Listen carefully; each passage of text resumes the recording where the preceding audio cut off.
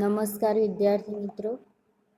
અગાઉના લેક્ચરમાં આપણે યુનિટ 2 વિશે જોઈ ગયા. યુનિટ 2માં કન્જક્શન્સ, ડાયરેક્ટ ઇનડાયરેક્ટ સ્પીચ અને ફ્રેઝલ પ્રેપોઝિશન્સ એન્ડ વર્બ્સ એ ટોપિક્સ ઓલરેડી કમ્પ્લીટેડ થઈ ગયો.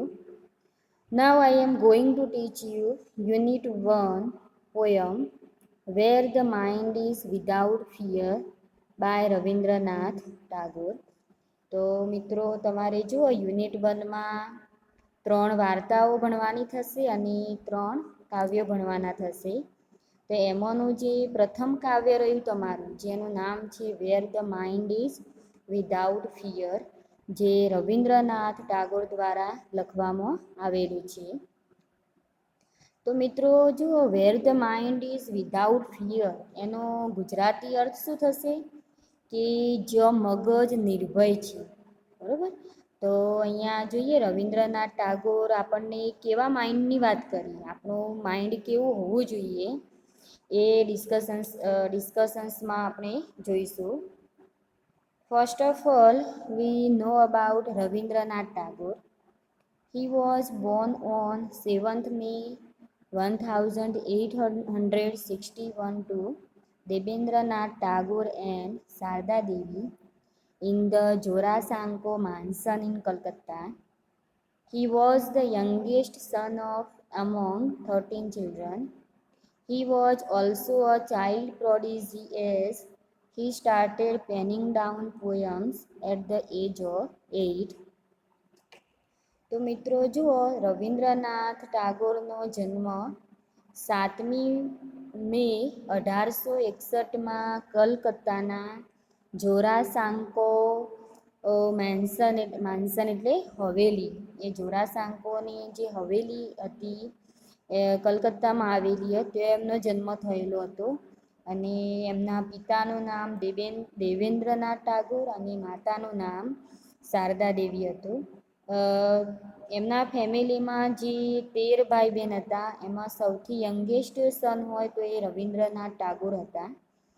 હી was also a child prodigy, એ નાનપણથી જ હોશિયાર હતા, પ્રતિભાશાળી હતા. Age he started penning down poems at the age of 8, કે જેમને 8 વર્ષની ઉંમરે પોયમ્સ લખવાની શરૂઆત કરી હતી. He was a Bengali poet and musician who reshaped Bengali literature and music as well as. તો રવિન્દ્રનાથ ટાગોર એ સારા એવા બંગાળી કવિ છે, સંગીતકાર છે કે જેમને બેંગાલી લિટરેચરની રીશેપ આપવામાં સારો એવો એમનો રોલ હતો અને મ્યુઝિકમાં પણ એટલું જ એમનું પ્રદાન રહેલું છે. He is considered one of the best writer, song composer, playwright, essayist, a painter in English literature. English લિટરેચરમાં જોઈએ તો રવિન્દ્રનાથ ટાગોર એ સારા એવા બેસ્ટ રાઇટર તરીકે ઓળખાય છે. સોંગ કમ્પોઝર પણ હતા, એ પ્લેવરાઇટ પણ હતા, એસેઇસ્ટ, પેઇન્ટર હતા એ. He had renounced the British knighthood in protest against the Jallianwala Bagh massacre of 1919. તો 1919માં જલિયાવાલા બાગ હત્યાકાંડ થયો હતો, જલિયાવાલા બાગ હત્યાકાંડ. તો એ વખતે બ્રિટિશ ગવર્મેન્ટે એમનો જે નાઇટહુડ જે હતો પુરસ્કાર, એને એ આપવાની ના પાડી હતી. He bestowed upon him by the British 11th May 2018. તો મિત્રો જો 1919માં એમને આ જે પુરસ્કાર હતો નાઇટહુડ, જે ગિફ્ટ હતી એ એમને આપવાનો ઇનકાર કર્યો હતો. પણ જે 11 મે 2018માં એમને આ ગિફ્ટ આપવામાં આવી હતી. ફરીથી એમને બ્રિટિશ ગવર્મેન્ટે રવિન્દ્રનાથ ટાગોરને બોલાવ્યા હતા અને એમના હાથે જ 11 મે 2018માં પુરસ્કાર આપવામાં આવ્યો હતો. His notable works like Gitanjali, Gora, જનગણ મન, રવિન્દ્ર સંગીત, અમર સોનાર બંગલા એટસેટ્રા. એમના નોંધપાત્ર વર્કો જોઈએ મિત્રો, એમના વર્ક્સની અંદર તો ગીતાંજલિ કે જેના ગીતાંજલિ માટે એમને 1913માં નોબલ પારિતોષિક આપવામાં આવ્યો હતો. ગોરા એ એમની નોવેલનું નામ. જનગણ મન જે આપણું નેશનલ એન્થમ, એની રચના પણ રવિન્દ્રનાથ ટાગોરે કરેલી છે. રવિન્દ્ર સંગીત, અમર સોનાર બંગલા કે એ પણ બંગાળી જે લિટરેચર હતું એનું એક વર્ક છે આ. He referred to as the bard of Bengal. તો રવિન્દ્રનાથ ટાગોરના બંગાળની અંદર જુઓ તો એમની કઈ રીતે ઓળખવામાં આવે, તો એ બંગાળના ભાટ તરીકે ઓળખાય છે. બાર્ડનો મિનિંગ શું થાય? ભાટ. હી wrote poetry as an 8-year-old. 8 વર્ષની ઉંમરે એમને પોએટ્રી લખવાની શરૂઆત કરી હતી. At the age of 16 he released his first poem Bhanusimha. અને જ્યારે 16 વર્ષના થયા મિત્રો, ત્યારે એમને 16 વર્ષની ઉંમરે એમનું પ્રથમ કાવ્ય જે હતું ભાનુસિંહા, એ એમને રિલીઝ કર્યું હતું. Now we also got another information about Rabindranath Tagore. Rabindranath Tagore won the Nobel Prize for Literature in 1913, the first Asian person to receive the honor. તો મિત્રો જુઓ, એમને 1913માં ગીતાંજલિ જે કાવ્ય લખ્યું હતું એના માટે એમને નોબલ પ્રાઇઝ આપવામાં આવ્યું હતું. લિટરેચરમાં એ પ્રથમ એશિયન વ્યક્તિ હતા કે જેમને 1913માં નોબલ પ્રાઇઝ એમને મેળવ્યું હતું. He wrote poetry, fiction, drama, essays and songs, promoted reforms in education, aesthetics and religion, and in his late 16th centuries he even turned to the visual arts, producing 2500 paintings and drawings before his death. તો મિત્રો રવિન્દ્રનાથ ટાગોર મૃત્યુ પામ્યા એના પહેલાં એમને તો 2500 જેટલા તો એમના પેઇન્ટિંગ્સ એમને પ્રોડ્યુસ કર્યા હતા, ડ્રોવિંગ્સ એમના પ્રોડ્યુસ કરેલા હતા એમને.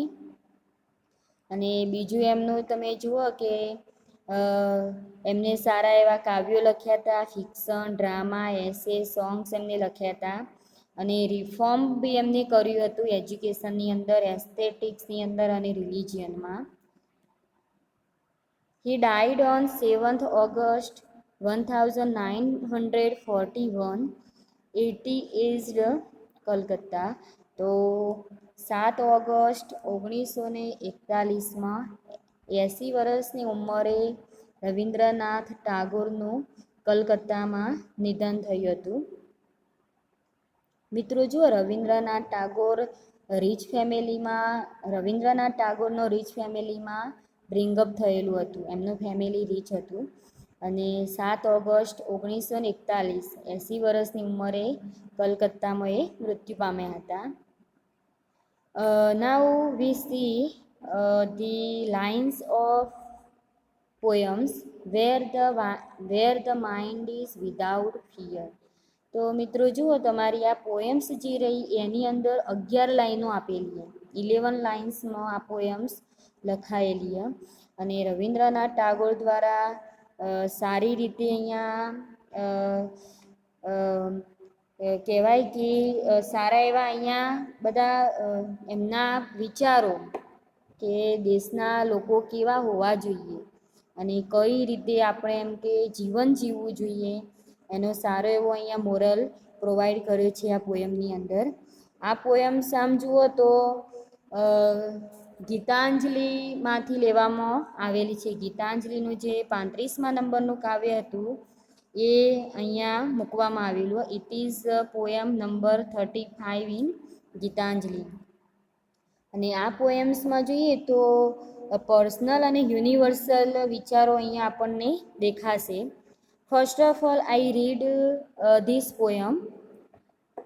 where the mind is without fear and the head is held high, where knowledge is free, where the world has not been broken up into fragments by narrow domestic walls, where words come out from the depth of truth, where tireless striving stretches its arms towards perfection, where the clear stream of reason has not lost its way into the dreary desert sand of dead habit, where the mind is led forward by thee into ever widening thought and action, into that heaven of freedom, my Father, let my country awake. તો મિત્રો જુઓ અહીંયા સારી એવી રસપ્રદ poem અહીંયા રવિન્દ્રનાથ ટાગોર દ્વારા લખવામાં આવેલી છે. Now we see stanza wise this poems summary. Where the mind is without fear. તો મિત્રો અહીંયા જુઓ, where the mind is without fear એટલે કે જો મગજ કેવું હોય, વિધાઉટ ફિયર ભયમુક્ત હોય, નિર્ભય હોય. And the head is held high, અને જો આપણું મસ્તક કેવું હોવું જોઈએ, મસ્તક હંમેશા એમ કે ઊંચું રહેવું જોઈએ. તો આ લાઇન્સમાં મિત્રો રવિન્દ્રનાથ ટાગોર આપણને શું કહેવા માગે છે એ જોઈએ મિત્રો. Now in this two lines, where the mind is without fear and the head is held high, the poet says, where the mind is without fear and the head is held high. તો આ લાઇનનો meaning શું થાય એ જોઈએ. નાવ the poet means to say to live with self respect. તો આ બે લાઇન્સમાં લેખક આપણને એમ કહે છે કે આપણે સેલ્ફ રિસ્પેક્ટથી જીવવું જોઈએ, કોઈના દબાણ નીચે રહેવું ના જોઈએ, આપણું સેલ્ફ રિસ્પેક્ટ હોવું જોઈએ. વેર નોલેજ ઇઝ ફ્રી, અને નોલેજ કેવું હોય, જ્ઞાન કેવું હોવું જોઈએ, ફ્રી હોવું જોઈએ, મફતમાં હોવું જોઈએ. તો now in this line, the poet wants that knowledge should be free to all. તો everybody should live with honour and self respect. તો જુઓ અહીંયા લેખક આપણને એમ કહે છે કે જ્ઞાન એ મફતમાં હોવું જોઈએ, તો જેથી કરીને બધા લોકો એને મેળવી શકે. એવું ના હોવું જોઈએ કે જે વિદ્વાન વ્યક્તિ હોય, સ્કોલર વ્યક્તિ હોય, એ જ જ્ઞાનનો ઉપયોગ કરી શકે. નાવ in this line, the poet says about knowledge that it should be free to all. There should be no monopoly of a few learned men on it. કે એવી મોનોપોલી ના હોવી જોઈએ કે જે સ્કોલર વ્યક્તિ હોય એ જ જ્ઞાન મેળવી શકે. બધા જ વ્યક્તિ માટે જ્ઞાન એમ કે મફતમાં હોવું જોઈએ. Where the world has not been broken up. જો દુનિયા કેવી has not been broken up એટલે એમ કે જે અહીંયા વર્લ્ડ કેવું હોવું જોઈએ એની વાત કરીએ. તો વર્લ્ડ એમ કે બ્રોકન અપ ના થવું જોઈએ, દુનિયા એમ કે વિભાજિત ના થવી જોઈએ. નાવ in this line, poet talks about the world. તો વર્લ્ડ વિશે ટાગોર કેવું, રવિન્દ્રનાથ ટાગોર કેવા પ્રકારના વર્લ્ડની વાત કરે એનું જોઈએ. Now in this line, the poet wants such world which is not broken up into fragments by narrow domestic walls. Now in this line જુઓ, narrow domestic walls into fragments by domestic walls. તો અહીંયા રવિન્દ્રનાથ ટાગોર આપણને આ બે lines દ્વારા એવો message આપણને provide કરે છે મિત્રો. જુઓ, the poet wants such world which is not broken up into fragments by narrow domestic walls. એટલે એમ કે આ વર્લ્ડ જે રહ્યું એ નાના નાના ટુકડાઓમાં વિભાજિત થવું ના જોઈએ. નેરો ડોમેસ્ટિક વોલ્સ એટલે મિત્રો કે નેરો થિંકિંગ આપણું ના હોવું જોઈએ, બરાબર. જોઈએ એમાં the poet talks about domestic walls such as caste, creed, race, religion or nation which separate mankind. અહીંયા પોએટ આપણને એમ કહેવા માગે છે કે નેરો ડોમેસ્ટિક વોલ્સ આપણે જે કોને કહીએ, શેની અંદર એમ કે વિભાજન થવું ના જોઈએ. તો જુઓ કે કાસ્ટ એટલે જાતિ, ક્રીડ એટલે અહીંયા તમારા લોકોની જે શ્રદ્ધા હોય એ તૂટવી ના જોઈએ, રેસ એટલે આપણું જે કુળ કહેવાય એ, રિલિજિયન એટલે ધર્મ અને નેશન એટલે રાષ્ટ્ર. તો અહીંયા એમ કે કોઈ ધર્મ, જાતિ કે કોઈ સંપ્રદાય હોય તો એની અંદર વિભાજન થવું ના જોઈએ. It means the country people should leave united. યુનિટીમાં એ લોકો રહેવા જોઈએ. આપણો દેશ એમ કે યુનિટીમાં રહે અને બધા એમ કે સમથી કામ કરે, અંદરો અંદર ઝઘડા કરે નહીં, એની વાત અહીંયા કરેલી. જુઓ, everybody should live with honour and self respect. દરેક વ્યક્તિ એમ કે એના સેલ્ફ રિસ્પેક્ટથી એમ કે જીવે. He wishes a world living like a family. Now in this two lines the poet talks about that world living like a family.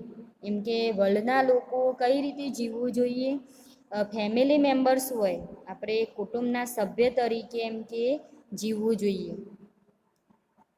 Wear words come out from the depth of truth. અને આપણે જે શબ્દોનો ઉપયોગ કરીએ, શબ્દો આપણા કેવા હોવા જોઈએ, ત્યાંથી આવવા જોઈએ. Come out from the depth of truth એટલે કે જે આપણા સત્યના ઊંડાણમાંથી આવવા જોઈએ શબ્દો એમ કે.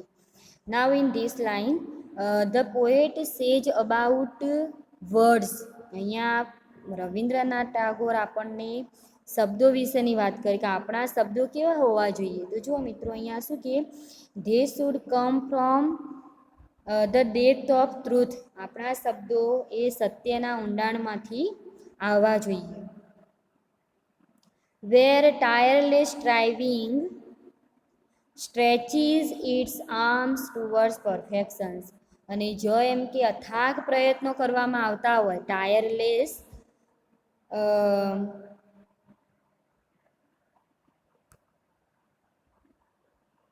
વેર ટાયરલેસ સ્ટ્રાઇવિંગ એટલે મિત્રો અહીંયા સ્ટ્રગલના મિનિંગમાં લેવાનું તમારે કે જ એમ કે અથાગ, ટાયરલેસ એટલે અથાગ પ્રયત્નો એમ કે કરવામાં આવતા હોય તો તમે હાર્ડવર્કિંગ કરો તો એના રિઝલ્ટમાં શું આવશે, સ્ટ્રેચીસ ઇટ્સ આર્મ્સ ટુવર્ડ્સ પરફેક્શન.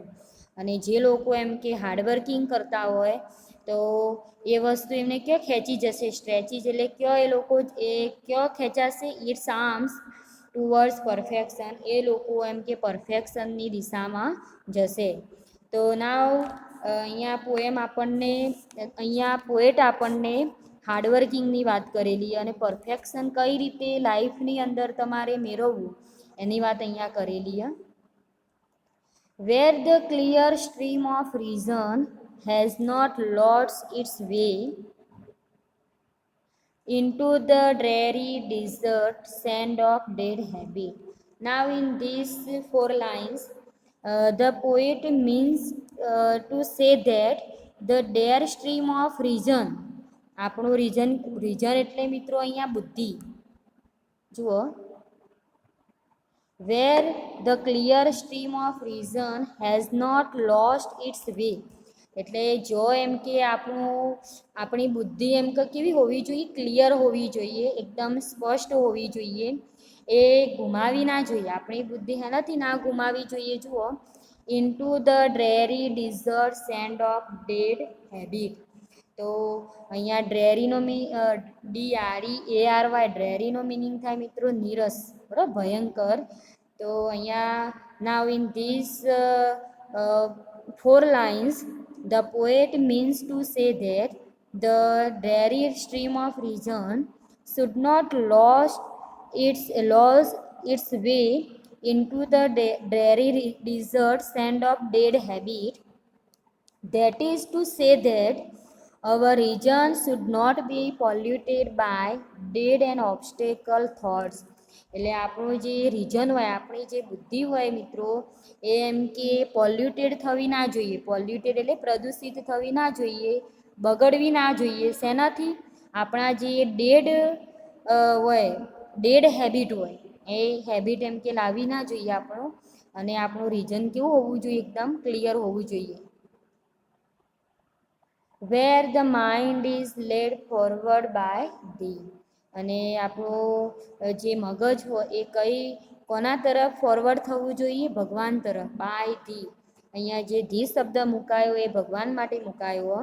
તો now in this line, where the mind is lead forward by thee into ever widening thought and actions. Now, in this line, the poet says that the poet prays to God for his country to have an atmosphere of freedom and equality based on truth and fearless reasoning. અહીંયા મિત્રો આપણા વિચારો કેવા હોવા જોઈએ એની વાત કરીએ. Into ever widening thought and action. એમ કે દેશના લોકો જે કામ કરતા હોય એ કામ કઈ રીતે કરવું, આપણે એમ કે કઈ રીતે કામ કરવું, તો આપણા વિચારો કેવા હોવા જોઈએ? પહેલાં તો વાઇડનિંગ થોટ હોવા જોઈએ. આપણા એક્શન્સ બી કેવા હોવા જોઈએ? વાઇડનિંગ હોવા જોઈએ. તો નાવ અહીંયા રવિન્દ્રનાથ ટાગોર એમ કે મગજને કયા દિશા તરફ દોરી જવા માગે એની વાત કરેલી. નાવ in this 2 lines Tagore wants to lead the mind forward into ever widening thought and actions. તો અહીંયા આપણે એમ કે વાઇડનિંગ થોટ હોવા જોઈએ, વિસ્તરતા જતા વિચારો આપણે જેને કહીએ. અને એવા કાર્યો, આપણા કાર્યો કેવા હોવા જોઈએ? વિસ્તરતા હોવા જોઈએ, સ્પ્રેડ થતા હોવા જોઈએ, એની વાત કરીએ. Into that heaven of freedom. અને આ બધા વિચારો એ કયો જશે? Heaven of freedom. એટલે મિત્રો અહીંયા હિવન એ અહીંયા ભગવાન માટે વપરાયો. અહીંયા એક આપણા દેશના લોકો એક સ્વતંત્રતાથી જીવી શકે એના માટે અહીંયા પ્રાર્થના કરવામાં આવી. The poet use the word heaven for the God. Now in this line the poet addresses God as Father because He is the creator of the whole universe. અહીંયા જુઓ મિત્રો, લાસ્ટ લાઇનમાં રવિન્દ્રનાથ ટાગોરે જુઓ, my father let my country awake. તો અહીંયા father શબ્દ જે વપરાયો, માય ફાધર, એ પણ ભગવાન માટે વપરાયો. રવિન્દ્રનાથ ટાગોર અહીંયા એ રીતે પ્રાર્થના કરે છે ભગવાનને. જુઓ, into that heaven of freedom, કે જુઓ my father let my country awake. તો હે ભગવાન, તમે મારા દેશના લોકોને એમ કે જગાડો. તો અહીંયા મિત્રો જોઈએ તો રવિન્દ્રનાથ ટાગોરે આપણને એ વસ્તુ અહીંયા પ્રોવાઈડ કરીએ કે everybody should live with honour and self respect. Words should be come from very depth of truth. People should strive tirelessly towards perfection. The mind should be led into ever-widening thought and action. And the end of the line, the poet also wishes that his country to awake in the heaven of freedom. તો એમ કે heaven of freedom જેવું atmosphere એમ કે કન્ટ્રીમાં થાય, મારા દેશમાં એમ કે હિવન of freedom જેવું એટમોસ્ફિયર ક્રિએટ થાય એવી અહીંયા ભગવાન જોડે પ્રાર્થના કરી છે. અને મારા દેશના લોકોને એમ કે તમે જગાડો. My father let my country awake. મારા જે દેશના લોકો અત્યારે જે જીવન જીવી રહ્યા, તો એમને સારી એવી એમ કે તમે ગાઈડલાઈન આપો, સારા એવા વિચારો આપો, એમના માઇન્ડને તમે વાઇડનિંગ કરો, એમના કાર્યોને વાઇડનિંગ કરો. એ રીતે અહીંયા વિશ કરેલી. તો મિત્રો અહીંયા સુધી તમારું પોએટનું આ પોયમ્સનું જે સ્ટાન્જા વાઇઝ જે એક્સપ્લેનેશન હતું એ અહીંયા પૂરું થાય તમારું. હવે આ પોયમ્સની થીમ વિશે આપણે નેક્સ્ટ લેક્ચરમાં જોઈશું. Thank you.